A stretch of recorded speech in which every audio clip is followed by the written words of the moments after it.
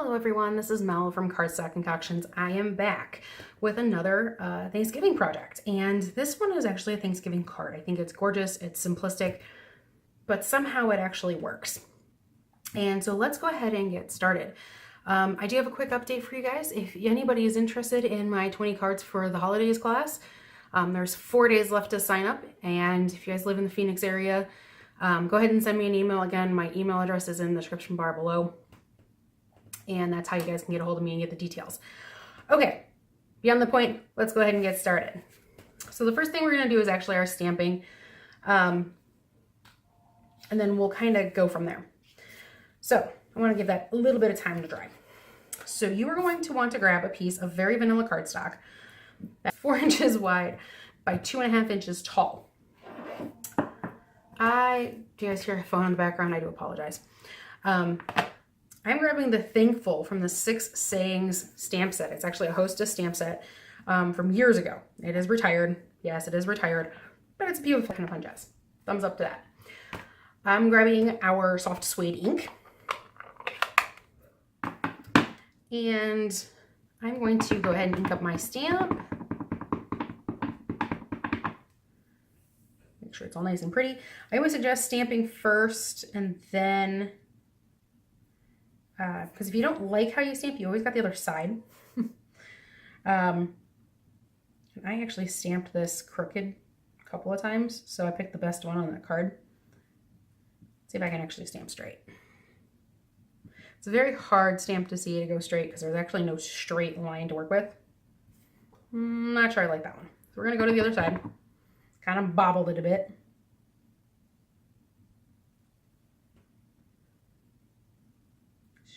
Down. Much better. I like that one a lot.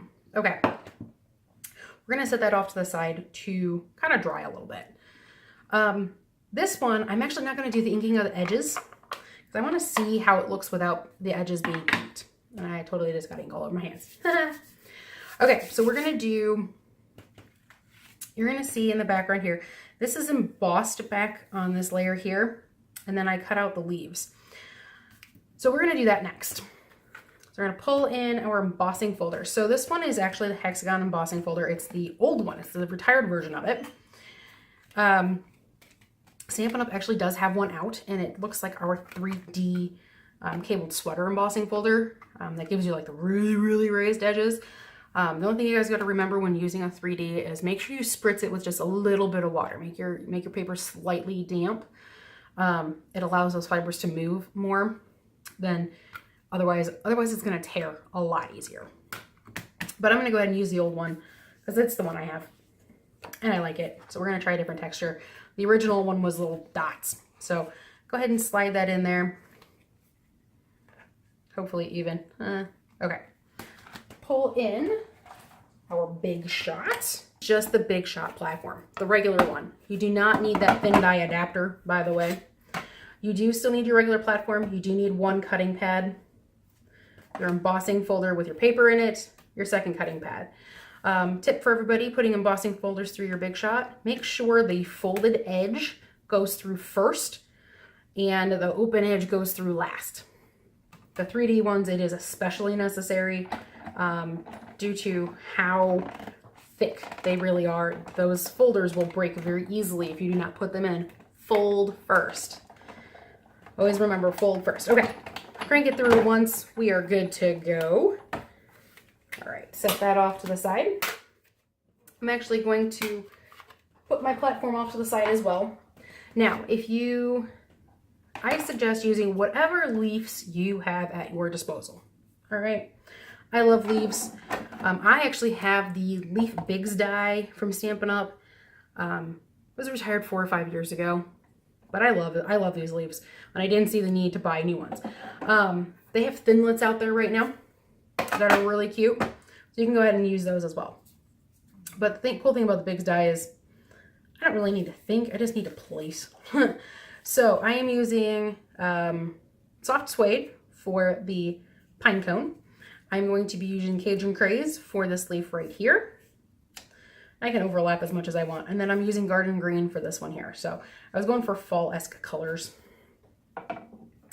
And with a Biggs die, you use one cutting plate, your Biggs die, a second cutting plate. Run that through as well.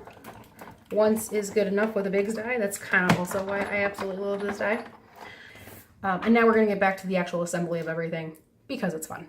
All right, grab our original piece here. Because there's so many layers to this, I actually didn't add any dimensionals to it. That was to make sure it would actually go through the mail. So our cardstock base is an 8.5 by 5.5 piece of very vanilla, scored at 4 1/4. I'm going to fold that in half, and somehow my desk is covered in like little paper scraps, so excuse that one. Fold it in half. I scored it in the middle for some reason. Kind of sort of didn't really get straight, but there we go. I'm going to then take this, just using some snail to attach our embossed piece, layering it over the top. My first one, I did ink the edges of everything. This one I wanted to see if I liked the cleaner look a little bit better. We will find out in just a minute.